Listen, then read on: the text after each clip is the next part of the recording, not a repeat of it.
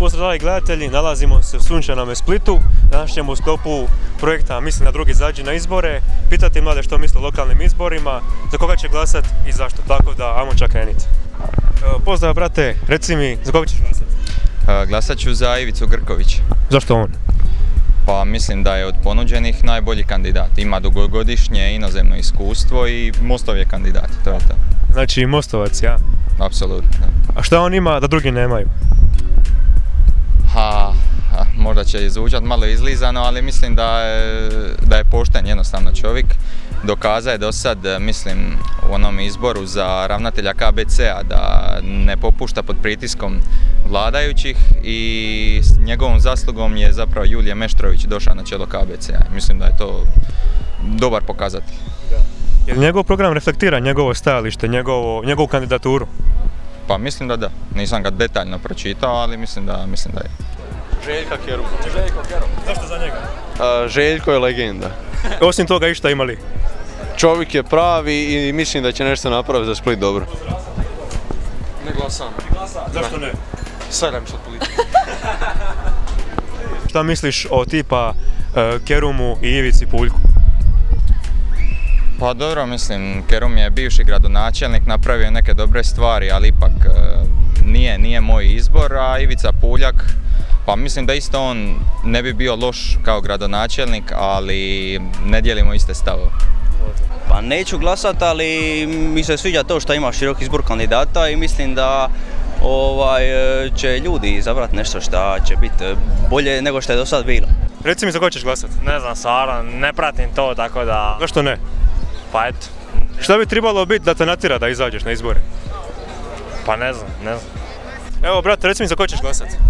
Stvarno nisam zainteresiran, neću glasati za nikoga, izaću na izbore, ali prekrižu listić. Zašto? Zašto je to tvoja odluka? Zato što mislim da nije u redu ni jedno ni drugo i ne podržavam ni jednu ni drugu stranu. I to je to. Što misliš o atmosferi u Splitu što se tiče glasovanja? Ipak imamo veliki postotak nevažećih listića. Pa dobro, to znači da ljudi nisu zadovoljni i to je dobro zato što znači da su promjene potrebne i nužne. I to je važno za ovaj grad kojemu je promjena iznimno potrebna u ovom momentu. Pozdrav! Za nikoga.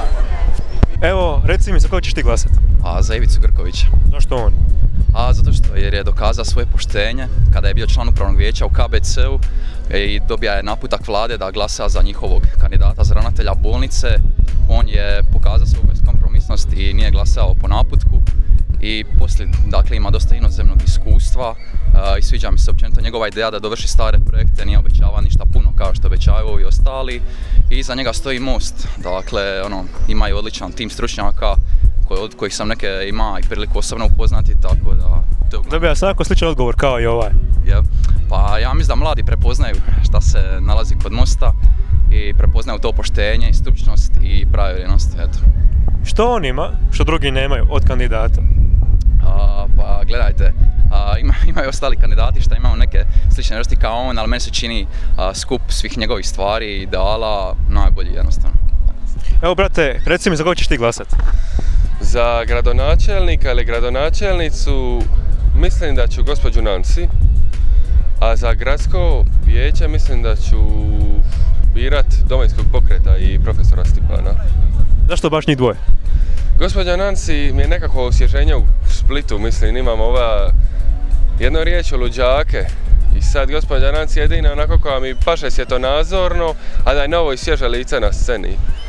A profesor Stipan, ja sam učenik iz prve gimnazije, njega sam upoznao, znao sam ga 4 godine, ko čovjek, svija mi je ko čovjek, njegova stranka isto mi sida i to je to.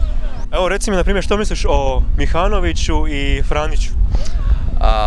Prvo dobro za Franića, jednostavno nemam istu ideologiju kao on i ne podržavam ga iz tog razloga. I HDZ mislim da je to već stara priča, iskompromitirana do kraja, svako malo izbijaju afere njima u stranci. Isto tako je na području Splita, tako da definitivno ne dolazi u obzir, devastira ovaj grad skupa s Kerumom već desetljeće i to. Tamo vam ti ja pitao za našeg bivšeg gradonačelnika i on ti isto ne paše, je li? Apsolutno nema, to je sve ista stvar. Oni su bili u koaliciji skupa s HDZ-om, HGS naravno Kerumov, tako da meni je to jedno te isto. Pošto ti se sviđa Grković, što misliš, će on proći u drugi krug? Ja se nadam da hoće. Ima podršku po posljednjim anketama od oko 9%, tako da ja mislim da je raste u međuvremenu, pa ima šanse za drugi.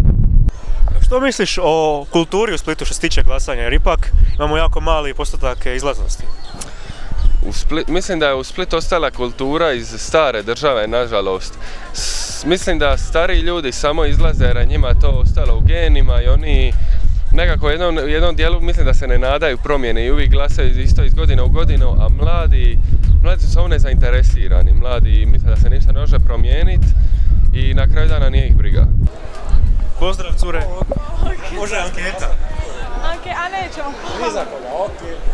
I mislim da onaj kandidat koji želi njih izvući na glasanje mora nešto vrlo korijenito promijeniti u svojoj kampanji i jako nekako baš targetirati djecu. I mislim ne djecu nego mlade glasače. A ne znam, da mu dam čisti primjer ne mogu. Ne znam, to je stvarno na njima, to se treba sist jedno 24 sata u komadu i razmišljati o tome, jer strategija za mlade je puno kompliciranija nego strategija za starije ljude. Evo, jako dobar odgovor, hvala ti. Hvala vam.